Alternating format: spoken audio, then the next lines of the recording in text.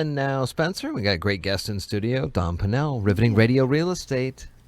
Happy June. Happy June. Hard Hello. to believe, isn't it? You ain't kidding. My you ain't goodness. kidding. Yes. We've been talking about a lot of fascinating topics, of course, here on Riveting Radio Real Estate over this year. We've got a couple stats, details, and stuff. I just got the May statistics edition, and I don't always like to throw numbers around, but sometimes it's interesting. So in the month of May, in the Shelton market, there were 29 active listings, 32 pending listings, which contributes to, we've been talking about that low inventory. So when there's more pending than there are active, that kind of affects that a little bit. 17 sold in the month of June.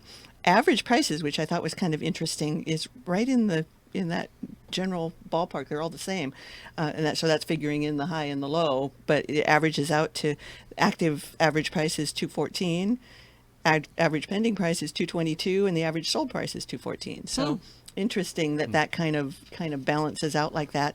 And again, less than a month of inventory, even with there've been a lot of new listings. Usually in this springtime is when people start listing their houses. So we've had a lot of new listings, but then they go pending really quickly and sell really quickly. So it's still 0.9 months of inventory, which is kind of low. Are we still seeing that kind of slow creep come down from Seattle around the bend through Olympia to Shelton? Or? Starting to, I think it's hard to tell, whether I guess that's more in Tacoma now. I guess Tacoma is the new hot market. So maybe it's gradually working its way south. We still see a lot of, vacation properties, that kind of thing. So I think that's going to continue to be our big market for a while. But then, folks are starting to realize that they can live here for a lot less than even in Olympia. So,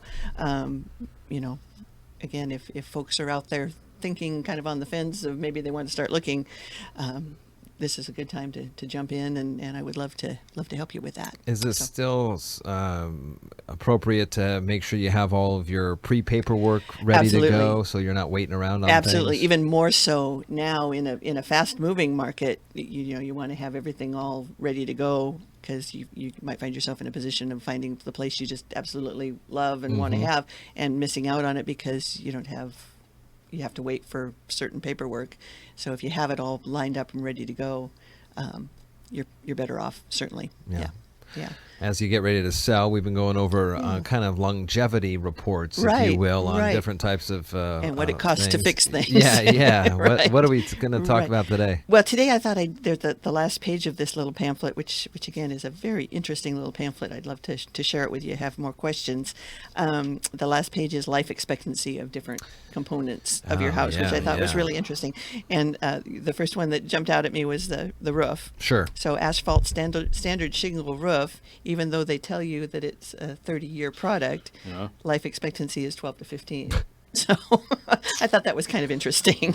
How do they do that? I mean, how do they say 30 years? Yeah, I don't know. Well, but premium asphalt shingles are 15 to 30. Okay. But, you have to just be aware of that. Interesting. I suppose in a perfect world, maybe it's 30, but we don't live in a perfect world. So That's why I want a tiny house with like a 10-foot long roof. Exactly. Right. Interestingly, though, a metal roof, which if you can possibly swing it, might not be a bad thing. It is a 60-year. Oh, wow. 60-year expectancy. So the only thing you have to be a little careful with about metal roofs around here is that you make sure you keep it clean with all the needles and stuff on it. So because that can deteriorate that. But that too. But 60-year is certainly better than 12. You ain't kidding. Yeah. So anyway, and then heating, forced air furnace is 10 to 25. Okay. So, and again, always recommend that folks do annual maintenance on those.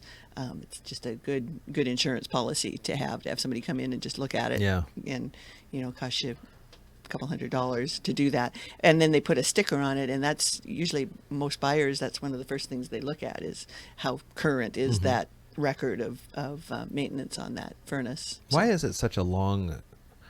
I mean, I get that some years you use it perhaps more than others, but 10 to 25, that is quite the range. That's quite a gap. Probably because of make of the furnace as well. Some are going to last longer than others. So they probably do that to figure the average.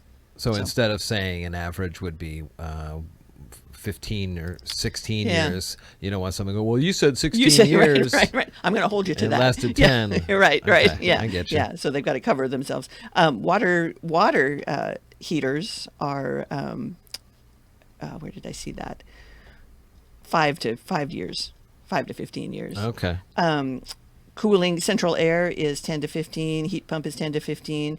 Window air conditioner, which is kind of interesting, is 10 to 20. So sometimes those little window units can last longer than the central. And again, depends on how much you use on your it. maintenance and how much you use it. Yeah. You mentioned water heaters. What about the tankless ones? Is that doesn't on there? have a deal on that. It's just water heaters. So plumbing, galvanized water pipe, 10 or 20 to 25.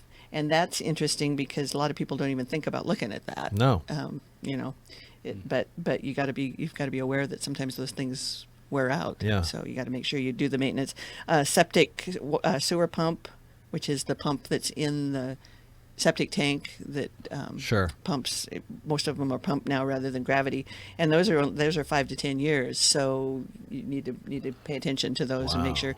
And then a well pump as well is a 10-year life expectancy. And what's amazing is you think about this, like we've been in the house now probably 8 years. Right. And how fast it goes. Right. I mean, how fast the time flies by, and all of a sudden you're like, oh, geez, I need to look at this. You've got to look at these things, yeah. So again, not out of the question to have a professional come in and take a look at them and say, hey, you need to do some maintenance on this, or it's borderline failing right now, so you might be time to replace that. So. And is that an industry specific expert to come in, or would that be like the the home inspector that you would hire at the sale point too? Possibly, yeah. Although usually a home inspector isn't licensed to take a look at the septic, for example. So then you would need to have a septic either designer or somebody like that, and they have to have a specific license to be able to tell you whether your pumps and things are good. Sure. So yeah, appliances, which is another big ticket item for most folks. Dishwasher 5 to 12 years, dryer 10 to 25, garbage disposable 5 to 12, oven 15 to 20, and washing machine 5 to 15. So right in that 10-year. Yeah, you're gonna make sure you start saving your money. Right, exactly. Ours are all falling apart right now. Yes, At the same time, one by one. The good news is that a lot of times now you can get the whole suite of kitchen appliances for a lot cheaper than you could just individuals. Yeah. So, and since they pretty much have the same life expectancy, sure. If one is going, it might be worth your money to idea. take a look at getting those whole suites and just replacing them all at the same time. The other thing to remember too is when you mention dryers is to make sure you clean out your lint tubes. Absolutely. And that's a lot of times I've found that the people that you have come in to do your furnace inspection will also clean your dryer vent for you. They they shove one of those little cameras down they there. They can, right? or they have these kind of long suction finger things that go up and just, especially if you have a long run from your dryer to the outside vent. Sure. You need to be even more cautious. Sometimes the vent is right there, and it's pretty easy to keep an eye on it. But if it runs like underneath the house and out, then you should have it looked at. But again, the folks that you're having come in anyway to do your furnace will sometimes do that as well. That's a great one. So That's a great one. yeah. So it's good to keep an eye on those things.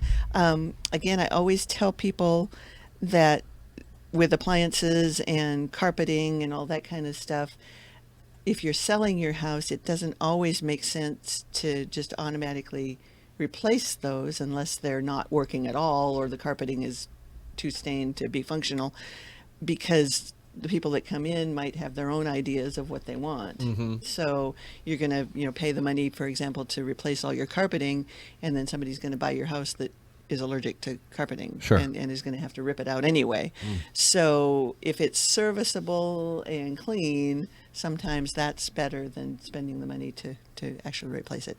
Highly encourage folks to stop by Yeah. Dawn's office there and see this little brochure that she has available for folks, Yes. and to go through the listings, and perhaps maybe good time for you to do your house if you're Either ready. list or buy. For sure. It's a good time to do that. What's the phone number again? 360-490-4493, or on the corner of 3rd and Railroad at the John L. Scott office. I would love to sit down and talk with you. Very nice. Good to see you. Good to see you. And have a great weekend. And Happy we'll see June. you. Happy June. We'll see you in a couple weeks.